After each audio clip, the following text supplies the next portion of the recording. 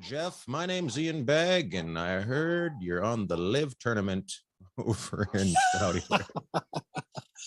What's up, Lord Bagg? That's right. A big weekend. And big weekend, I played golf.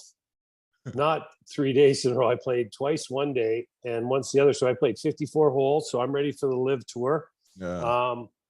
The great thing about it is I could never make a cut. So I like the guaranteed money. Yeah. You got to have somebody that can't be on the tournament the whole time. Oh my goodness. Yeah, I ended up so before we got on, we were talking, hey, what'd you do? And I played 54 holes of golf this weekend. And I haven't played 3 days in a row, I don't think, in my whole life. Never mind 54 holes of golf in 2 days. But I had a great time doing it. And there's reasons behind why I ended up playing so much golf. Most of it has to do with giving other people money. They're like, hey, Sharps, if you're not doing nothing, why don't you come and give us your money? Giving back to the community. That's right. So I ended up donating to the Human Fund, Money for People, this weekend, but it was a lot of fun. Money for people I know. I know. So that was good. We had a good time. And our old friend Snacks rolled through town, Corey Hirsch. Yeah. So, yeah, Hershey was here. So what happened was I got asked by a buddy to play on, I think it was Saturday. And then the guys we went out and played with, they said, hey, we have a time to play. I want to play golf. So I went and played with Hershey Sunday afternoon here in Vegas with a smile on my face the whole time because I couldn't believe I didn't get called out. I don't know how that happened, but let's go back to 108 degrees. Were you like the first hole where you're like, oh, I think I'm gonna die, and then like, oh, I'm okay, and then you get to 18, you're like, oh, I probably shouldn't have done that. Like, well, yeah, I was out there. So Sunday morning we played, and it wasn't like Saturday afternoon or morning we played late morning, but there was some breeze, just a little enough breeze, and we had a ton of water. Sunday morning there was no breeze for about the first 5 holes, and that was pretty hot. Then the breeze came up, and there was lots of shade on this particular course. Sunday afternoon, when it was like 108 or whatever, I just showed up at a cooler, like you'd put some drinks in, but it was just full of water. And so we just filled it right up with water, and I had a bunch of ice and stuff.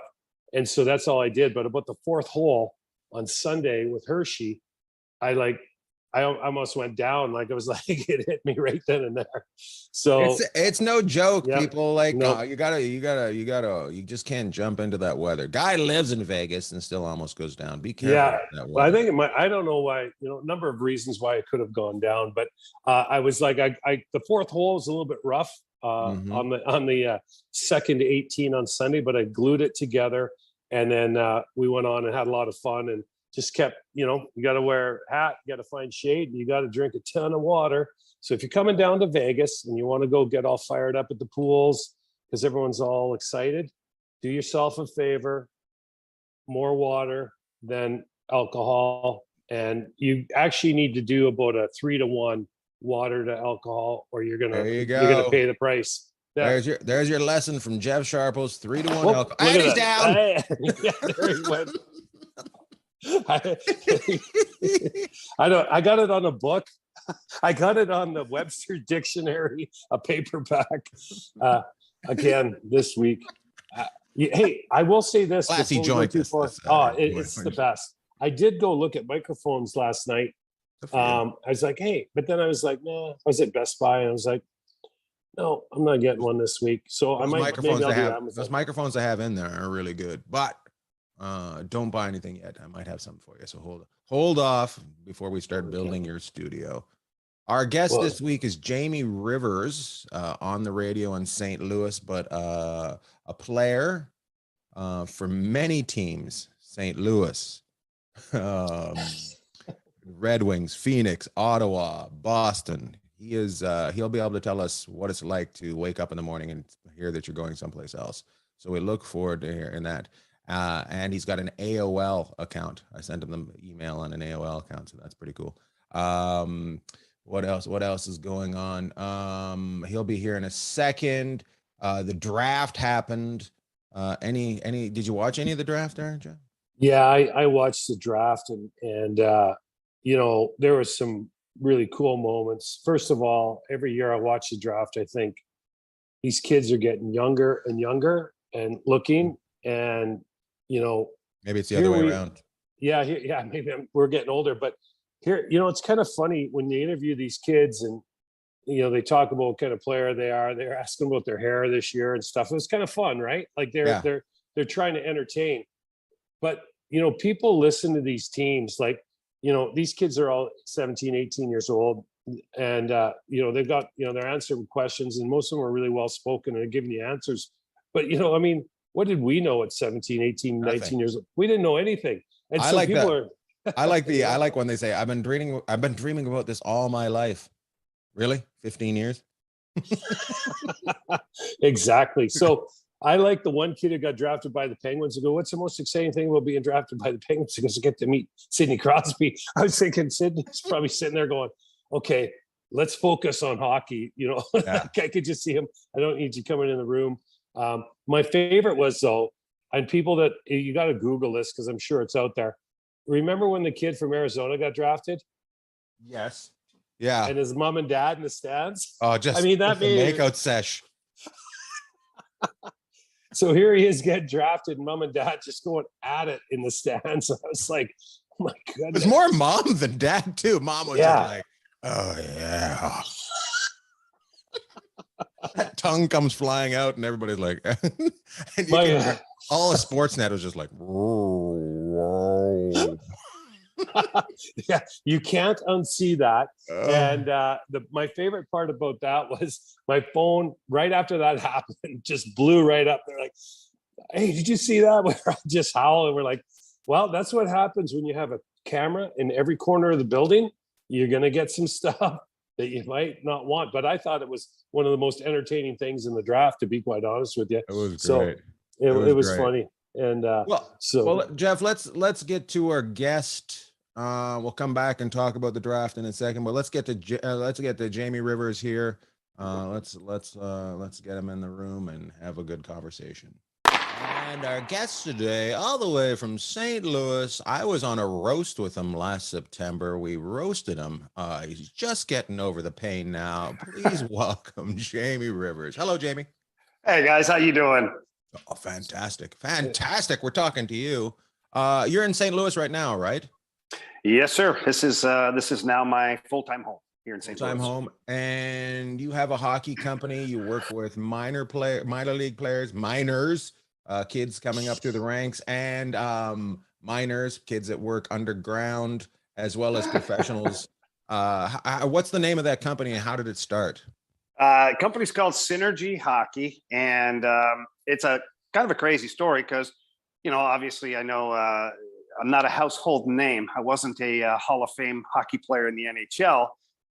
So when your career's over, what the hell do you do? What do you do? I don't know how to respond to that. That's I mean, I don't have a mattress full of money to go and retire on. So you got to try and figure out what the hell your next step is.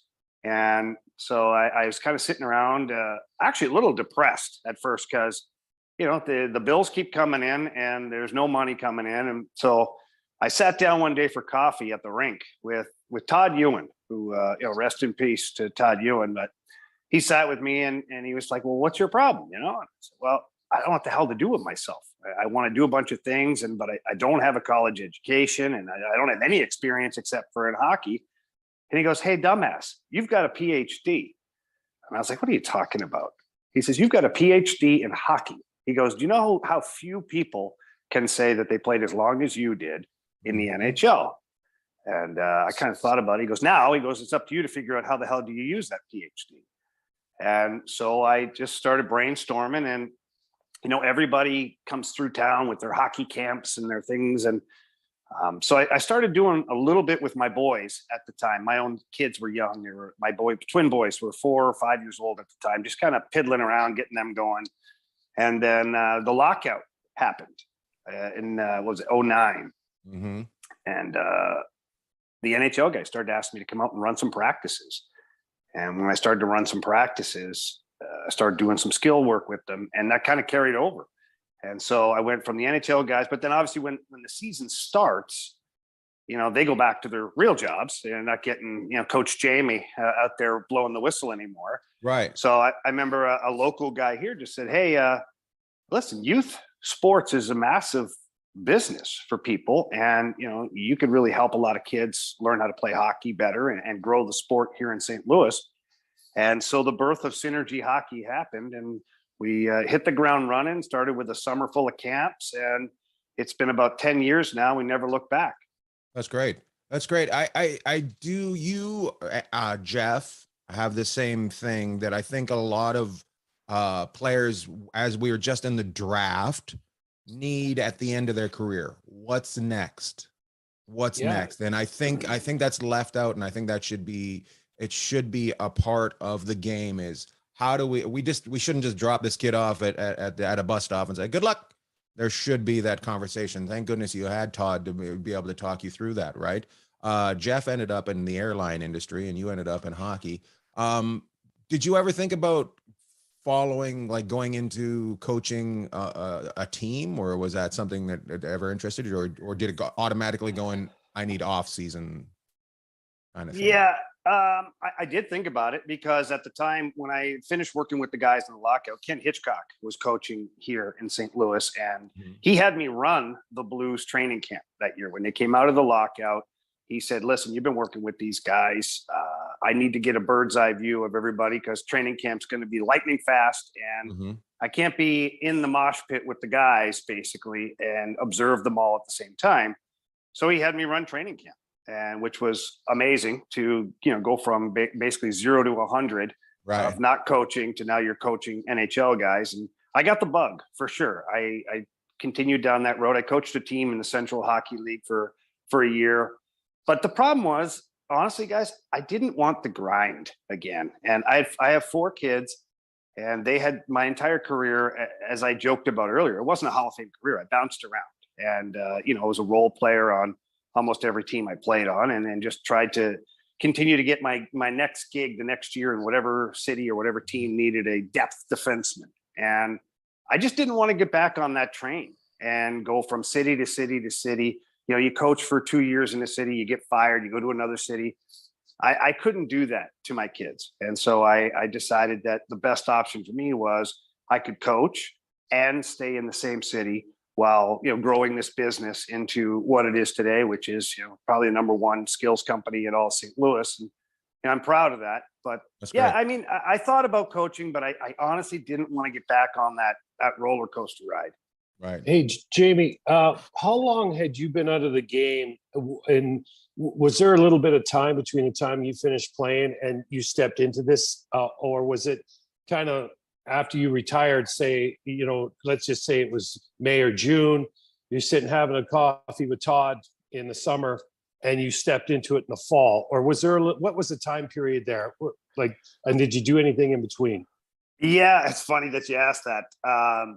Yeah, there was a time period, because like I said, I couldn't figure out what the hell I was going to do next. And oddly enough, and this is going to make you guys laugh, I end up working with Tony Twist.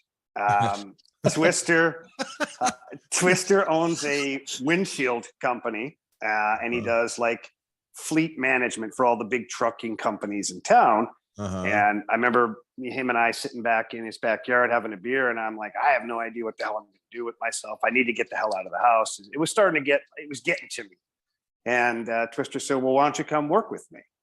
And I thought, okay, what the hell? How hard could this be, right? I mean, it's just windshields. Oh my God. Yeah. We did that for about a year and a half, and it's tough living, man. It is tough living. And here in St. Louis, the winters are fine. They don't bother me being from Canada, but the summers, 120 degrees on the heat index, and you're up there, standing on top of an engine block as you're trying to put a windshield into an 18-wheeler. It was something. I mean, at least I had Twister there. It was always comic relief for me. Yeah, the pride of Prince George, British Columbia. I played minor hockey against Tony, and he was as big and wide then as I'm sure he is now. I'm telling you, I haven't seen him in eons. But so you talked about it earlier, Jamie, and that's something that years ago, one of the first people I met when I was drafted was Kenny Holland, and when he came through town, when he was with the Wings. We went golfing one year. I think it might have even been All-Star break. And he was asking how I was doing. We were playing with Rod Buskus. And that's a huge concern, is the depression, like, and where guys go after they finish playing. And that's why I was wondering what kind of time frame there was. Because like you see these guys on TV and they got all the right answers, but a majority of them coming out of the game are in their 20s. And really all they've known is hockey. And it's a big difference between playing in front of 20,000 people and standing on top of an engine block, putting a window in, putting a window in a dry, dusty, again, I'm down, a dry, dusty truck, a garage or something. So I think it's, it's cool that you were able, well, a good thing no one watches this on video. It's a good thing you were able to kind of graduate on to find back, a passion. But sometimes you have to do some things. Like I had to sit, and I was at the door at the bottom of the Mandalay Bay on the way up to the House of Blues Foundation room, checking IDs and all this stuff. And I knew right then and there I had to do something different too after I left the game. And I was in aviation, trying to just get my ratings at the time. But so you graduate from Tony and then you start your hockey. Maybe just walk us through.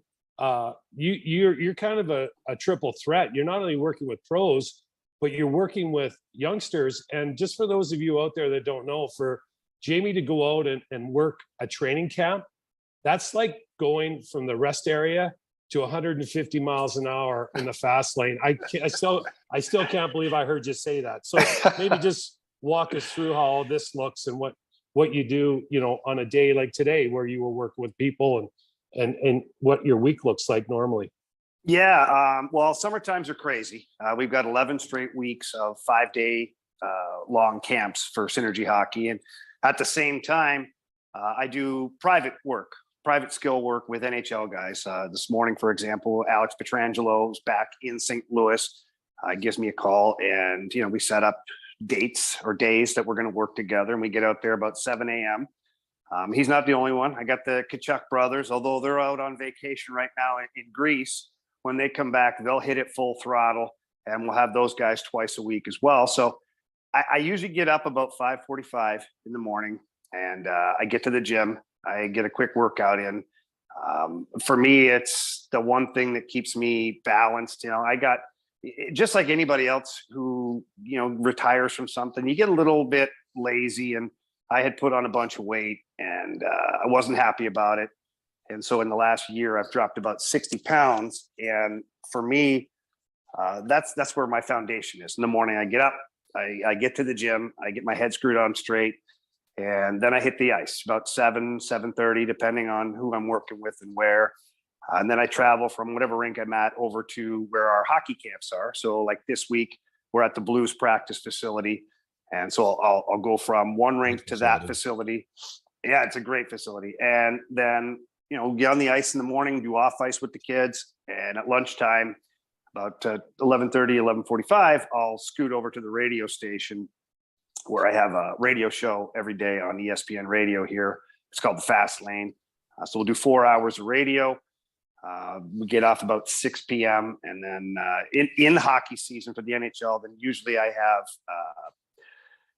pre and post game television work to do with Bally Sports Midwest and Darren Pang, because he does a lot of TNT work and all that.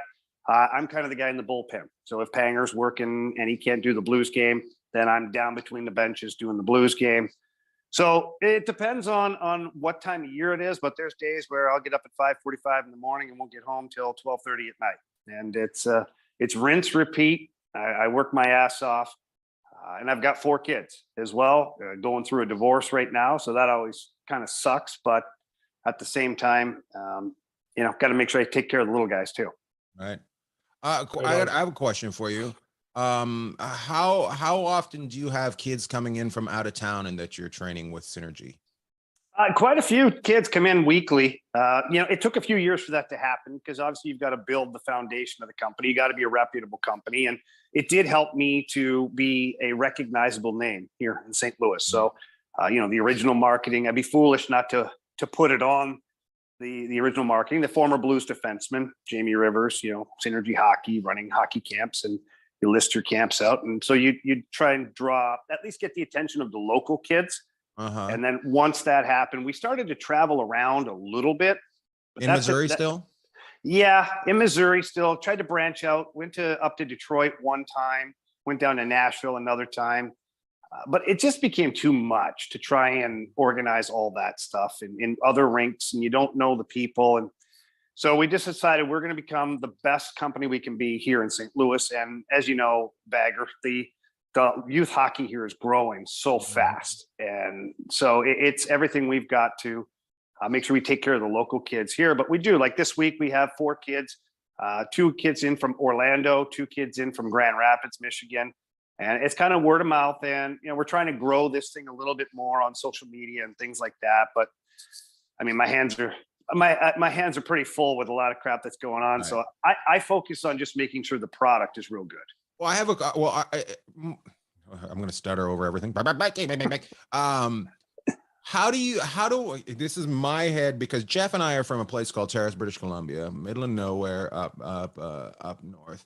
How do we get you to take something that there's so many kids down here to an area where there isn't many kids? Like, has anybody come to you and said, hey, let's take you up to the Northwest Territories and do a week's worth of camps or anything? Because I think the game is growing down here fantastically, but I think where the game started gets left out sometimes, because guys do retire in the towns that they played in. Like St. Louis has so many alumni. Like it seems like the whole town is ex St. Louis people, Blues people. So how do we get you? How is it even worth it, or is it something you've thought about going into to these small places? I mean, I would love to do it. The problem, honestly, from a business standpoint, it doesn't make sense. Right. Because I'm a relatively unknown person up in those areas. So how could I generate enough people to go to the camp to where it would justify me traveling all the way there and the expenses of whatever coaches I would need? It would be difficult as far as making money. Now, right. If somebody wanted to run a camp, like if it was a city in Northern Ontario or Northern Manitoba, and they said, hey, look, we're going to run a camp for our hockey association. We've got, 60, 70 kids signed up. We would love to bring you in with our coaches to run it. Then yes, I could throw down a flat fee and make sure that, it would be worth my while to do it. Right. That would be the only way it would kind of make sense. And it's not that I don't want to do stuff to grow the game and whatnot.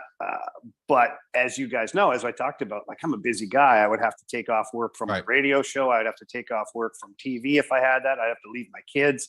So there's got to be. Here's the way I see it. The radio show does live from a town. They take you fishing. The kids have a vacation to someplace they wouldn't go to. Boom. Everybody's happy. Next thing you know, you come home, big halibut in your hand. Everybody's freaking out. Send the contract back here. That's it. Well, the good news is, Ian, he's got from about midnight till 5:45 in the morning. We've cleared out that time slot. So we're like, hey, we're going to run the Red Eye Hockey Camp. That would be fun. Yeah, that would be a little different. I mean, they tried midnight games here in Vegas, but that's a great point that Ian brings up. And we'll get to, you obviously you're St. Louis Blues. I'm alumni of many teams, but home St. Louis, even here in Vegas, the teams just got going. And I was talking golf with one of the guys the other day, and there's 15 or 16 guys here from the team from last year. Never mind the other guys that have been here and loved it. And it's not established like the St. Louis Blues are. This team's 5 years old, and Ian brings up a good point. People will go home for maybe a couple weeks in the summer, or maybe they'll go back. But that's time they're going to spend with their family or do whatever they're going to do. And I guess the lucky part is for a city like St. Louis and a city like Vegas is you have these people with a huge, rich history in the game that, like yourself, that have now put down roots and is not only helping the pros that come home, but you're helping minor hockey. And just maybe speak to how much you've seen the growth of minor hockey. And then once you've talked about that, maybe what you see as keys. So talk about the growth of minor hockey, but then maybe just talk about the difference in what you do in a training session, say with the Petrangelo or with Petro and the Kachuk brothers versus say, and why is there so many hockey. tough names on the St. Louis Blues? Well, I can't help you with the names, but yeah. So, for me, the growth of hockey has been massive, and I got to give credit where credit's due. Basil McRae, Rob Ramage, Mike Zook, Bruce Affleck. These are all names that retired here in St. Louis and started the AAA program here and started coaching kids. And they kind of handed the baton off to the Jeff Browns, to Kelly Chases of the world, the Al McInneses, Keith Kachuk, coached for a while. And then those guys, they kind of handed the baton off to a guy like myself. Now, Barrett Jackman still here locally, Andy McDonald, a lot of guys that are involved in the game. And so it's kind of been this pay it forward from the alumni. And those guys, like I mentioned, started it. And when they started it, there was a handful of rinks in town. But from the moment I retired, they've put up like 4 new complexes here in St. Louis. And each one of them has a minimum of 2 ice sheets. Some of them, like the new practice rink for the Blues, has 3 ice sheets, and it also has an ice sheet outside in the winter where they call it the barn, where kids can play hockey games on an outdoor rink in the middle of Missouri, which is kind of cool. So yeah, the growth of the game has been massive. There used to be a couple of hundred kids in an association, and now each association, at least the major ones, are looking at 600, 700, 800 kids in their own association. So times 6 or 7, you've got a massive amount of kids playing hockey here now. And the girls program, that's the one here in Missouri. It has exploded. There's 3 different girls programs alone. And that it's amazing. It's, you get to the rink and we talk about kids from out of town this week at camp. Well, I've got 6 girls in camp this week. And that's the one thing that I've seen that's really changed is the amount of girls that are playing hockey now. And it's amazing to see it.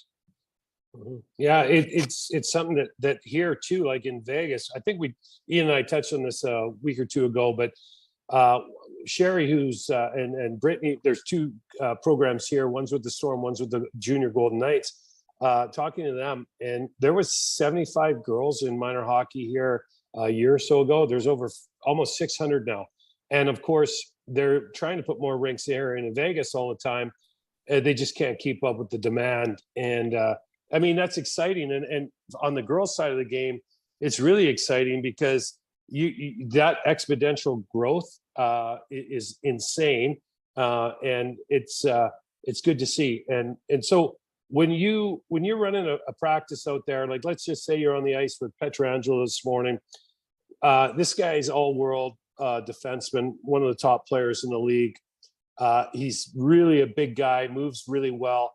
But what I mean, he must have some ideas of what he wants to do, but he probably throws a little bit of it to you too, right? So how would you put an hour of ice time together for a guy like him?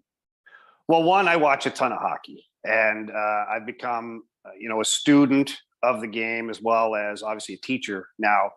I probably watch as much hockey, if not more, than any NHL coach does throughout the day. And I watch a lot of the guys I work with. And I just pick up little things where I think that, like with a guy like Petrangelo, like you said, he's all world. And so how do you make him better incrementally still at this age? And so that's what I dissect is how can he move more efficiently on the ice? How can he use his edges to create more time and space for himself out there, to gap out guys quicker, to take away options for players? And so when I build a practice, it'll be twofold. There'll be a lot of the intricate skating stuff, like you slow it down. A lot of guys, you watch the videos on Instagram and things, and everybody's going like 1,000,000 miles an hour, but they're doing it wrong. And so it looks great. That's me. But when you break it down, it's wrong. They're not being efficient. And I'm not going to dog on PK Subban, but when you watch his videos in particular, it's like on fast forward. But when you look at how he's actually maneuvering, he's not being as efficient as he could be. And so when I look at guys like Petro, I just try to increase their ability to maximize everything. And for a guy like him, yeah, we certainly have themes. From week to week, it'll be a theme of either footwork. It'll be a theme of deception. So where, walking the blue line now is such a massive talent. You watch a guy like Cale Makar. This guy's a master at walking the blue line and being evasive and being elusive to where your shoulder drop and then fake shot, but the feet are still moving. So at the same time, he's creating a new shot lane, and at the same time creating time and space away from the shot blocker, because the game today is everybody gets a stick in the lane or a body in the lane. So how do you find a way to get the puck to the net? So when I work with guys like Petro, I'll focus in on those types of things. Now, when I work with the guys like the Tkachuk brothers, they're power forwards in this game. They're big guys. So we always talk about it every summer. I call, all right, it's big man time. And we do everything within a 15-foot radius of the net. Those guys don't need to, they don't want to, at least when they're out with me, work on their skating stride and all this stuff. They want to get down and dirty. They want to create game situations to where they can create more offense from 15 feet away from the net, right up to 2 feet in front of the net.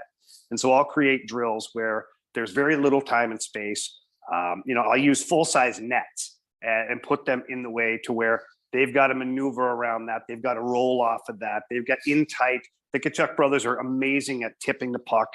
So lots of times we'll fire pucks cross ice, and they've got to knock them down and then shoot them in.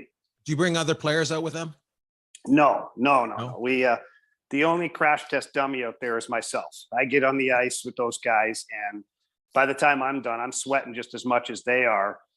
But look, obviously, those guys want to work on specific things, and they don't necessarily want to be on the ice with other people. They want to. I just didn't know if you needed somebody to cause that. that kind of crashness, like, hey, I know a college kid that's never going to make it. Let's hurt him. No, well, you laugh, but a lot of times these guys always want to go.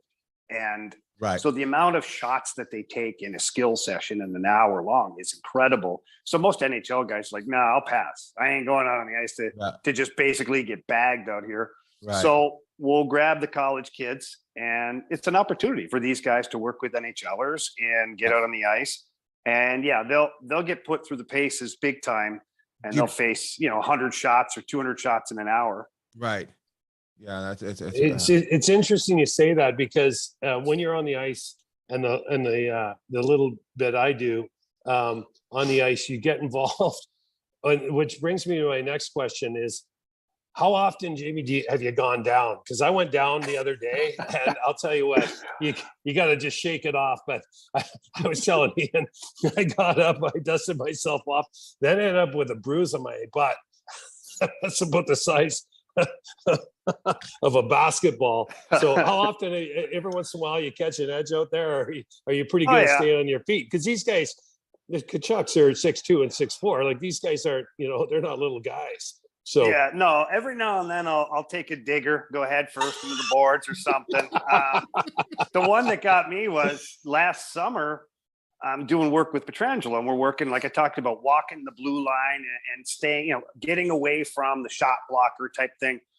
Well, I don't know if he had his head up his ass or whatever, but I was taking away the shot lane, and he fired a shot, and it hit me right in the quad. I mean, a full-on rocket. I've got tracksuit on, and I go down like I've been hit by a bazooka. And then I got to kind of play it off like, no, I'm okay. I'm fine. Meanwhile, I should have been taken to the hospital, I think, but muscled through it. I asked him, I said, what the hell are you doing? He's like, I didn't know you were going to be in the shot lane. I go, I literally told you, I'm going to come after you in the shot lane. You're supposed to pump fake it and get around me. He goes, oh, sorry about that. And I'm like, okay.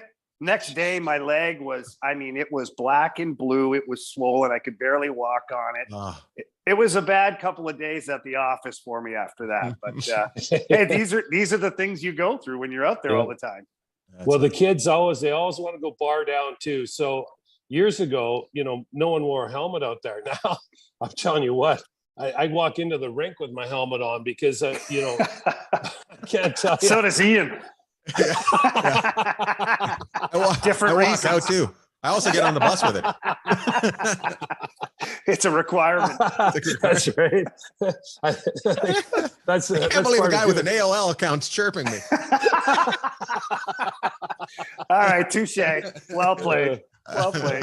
Yeah, but yeah, definitely. The kids are funny, and you learn quickly, right? So when I started doing these camps, like you said, you're out there without a helmet, and you just assume, well, all these kids know not to shoot the puck when like the coach is getting the pucks out of the net or whatever.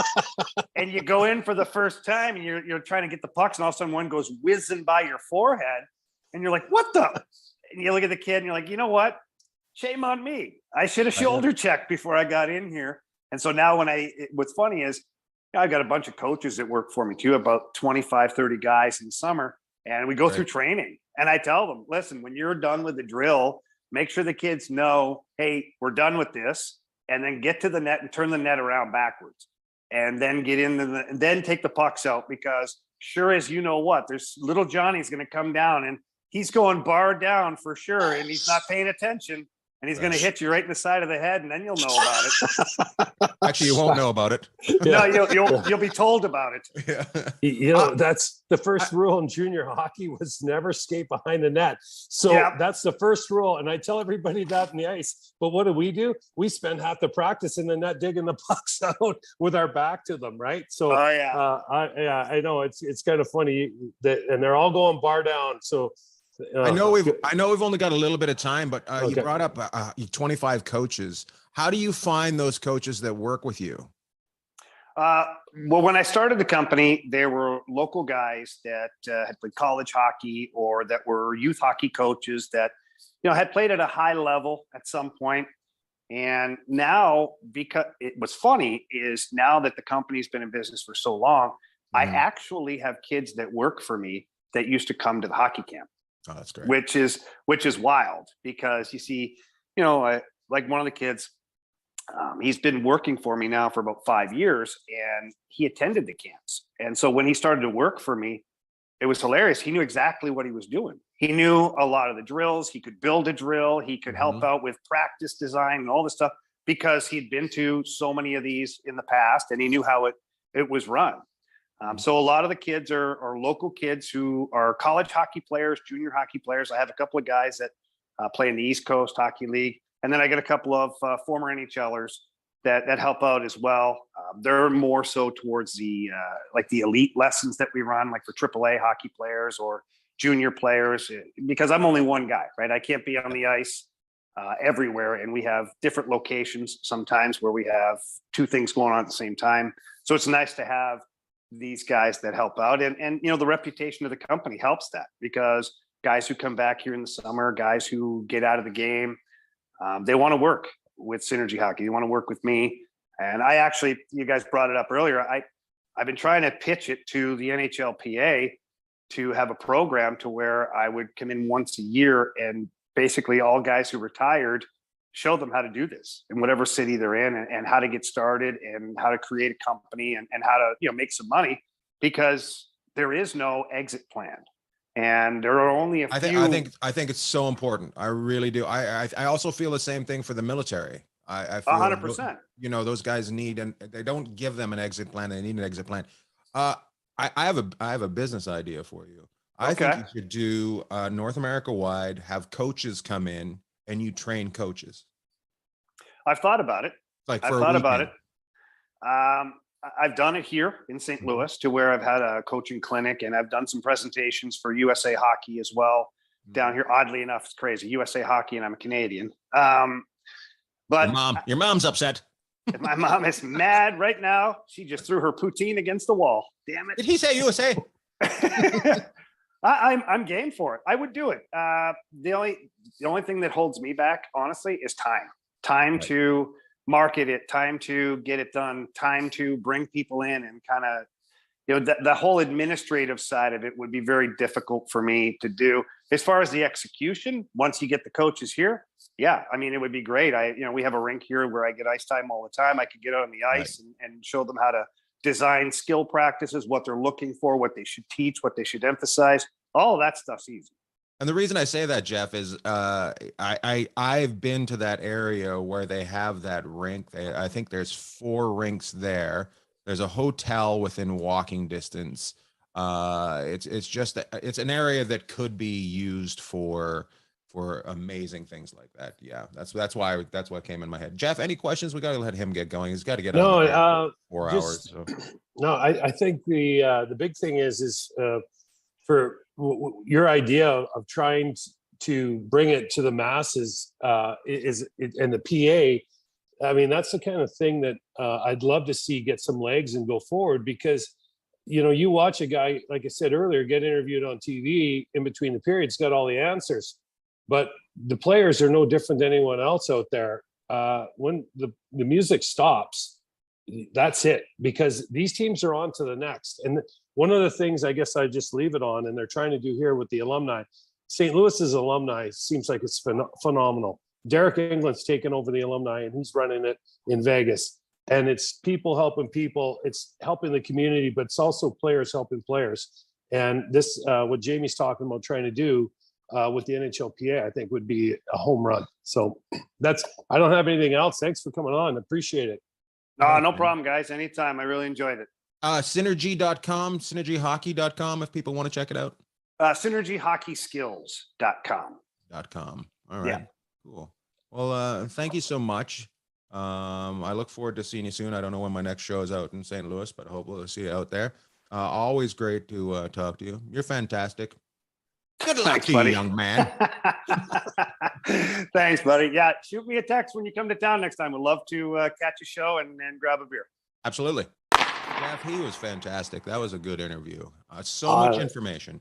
I love it. You know what? And Synergy Hockey, like I'd be great to be on the ice, but the fact that he lost 60 pounds, that was more interesting to me. I was like, hey, is there any chance Ian and we don't really need the hockey side of it, but we'd sure like to lose the 60 pounds. That would be awesome. Take us and get rid of our weight. Yeah. No, he's awesome. He's great. And I'm amazed how many guys stay in St. Louis. That's the thing you touched on in the interview, but yeah, St. Louis, they're alumni, and you have been way more in touch with them than I ever have been. But you can just tell there's something about that city, something about the alumni, that organization is fantastic. And hopefully Derek England in Vegas, Eggy, he's trying to do the same thing here. You just check out why people are staying there, and it's great. Good. Yep. Speaking of people staying there, Chicago does the reverse. They send everybody away. I think there's a lot of mouths dropped around the league, but I also think a lot of people are not surprised. I was surprised with what they did on draft day. I thought that was an interesting move to get rid of a 24-year-old. Well, so the people that might or might not know, so Chicago traded DeBrincat, 40 goal scorer. He's 24 years old. And I asked you at the time, and this is a question for whoever's listening still, how many 40 goal scorers were there in the NHL last year? And you said how many, Lord Bagg? I don't know. I said 7. Yeah, 10,000. There was 15 40 goal scorers last year in the NHL. Chicago had one of them. They traded him to Ottawa for the 7th overall pick. Now, the 7th overall pick might turn out to be Connor McDavid. We don't know, and then they'll look good. But the 7th overall pick's probably not going to play for your team for minimum 2 years, right? Unless you're really bad, like Chicago's probably going to be next year, and then they might force him in, and who knows how that's going to work out. Not always great. No, it doesn't always work out great. So, and then they I texted you or one of my friends. I go, after they traded Kirby Dach, who's only 21, for that blew my mind as well. Yeah, so Romanoff is a good defenseman they got from Montreal and a high draft pick. But Kirby Dach is kind of player that NHL teams dream about because he's a big, strong centerman. I was hoping that, and I thought it was way out there. I thought it was like insanely. I was like, who would be great for JT Miller in Vancouver? Kirby Dach. That's what I was thinking. And then I was like, there's no way they're trading him. And then boom, he ends up in old Montreal there. I'm like, whoa. Yeah. Well, I know this much. I'm sure Kane and Taves were on the phone with their real estate agent after watching the first round of the draft and wanted to put their houses on the market. I watched that. Their houses went on the market during the second round. Hey, what's that one place? Was it called Redfin or something? Yeah. You just kind of do it online and they show up, put a sign for your house. They didn't even call anyone. They just did it online. That'd be a great commercial. Redfin, where when you got to get out of town, and then there's Kane and Taves. Yeah. So they drafted another kid that, and it doesn't really matter where kids are drafted. It matters how the organizations develop them. But they drafted a kid out of high school hockey in the first round that no one really had their eyes on. Again, I hope the kid turns out to be a hell of a player and has a great career. But I look back at the kids that have been drafted out of high school, and I got to go back. Like Phil Housley was unreal. Brian Lott was unreal. But then you kind of come forward and you're like, how many of these guys have been drafted out of high school hockey? The most recent one I can remember is Casey Middlestat was taken very high by Buffalo. And you know what? I mean, junior, college, these are tried and true ways to get to, and Europe, the young guys over in Europe playing in those leagues, those are tried and true leagues to get people ready. And then the American League and the East Coast League to kind of get them to the NHL. When you're playing high school, anything, very rarely do you have the level of competition needed to be able to go and play at an elite level just down the road. And the only high school level I can really think of is maybe where you get, a team that goes on and has good competition, and is maybe in golf that I can think of. And I might be wrong on that, but in my history with the NHL and watching high school players, so Chicago trades up, gets this high school player, and like I said, I hope he turns out to be really good. But well, the problem is that there's pressure so much on the draft, but the draft is really, hey, there's a stairwell to the NHL, but the draft is an escalator to the NHL. You still got to get on it. It's a door that opens up. It's not the end all be. Being drafted is you know how many guys have been drafted that never panned out, like at the beginning, number one. But it's validation for hard work as a young person. Yes, which I really like.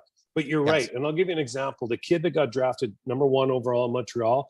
If you just go on Sportsnet, it's like, well, I know I'm gonna be better tomorrow in day 2. So all the NHL teams this week are having developmental camps. So if you're in an NHL city at their practice rink, they're going at it probably till Friday.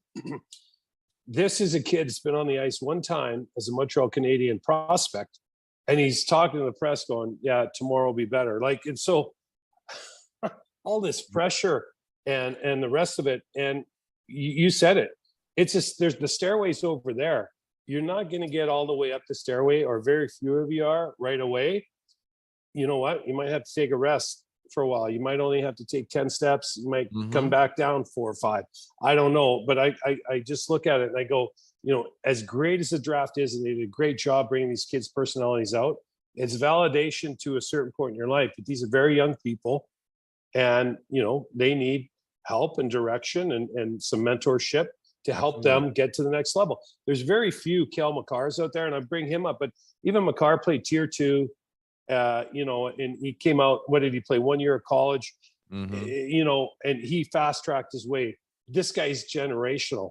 Majority of the guys, need some time, and they don't need the microscope on them, even though that's just part of the business. You're a kid one day, you're a professional the next, right? That's the part of the business that's grown the press, the social media, the putting the microscope on it, whereas before you would be able to grow without that on you.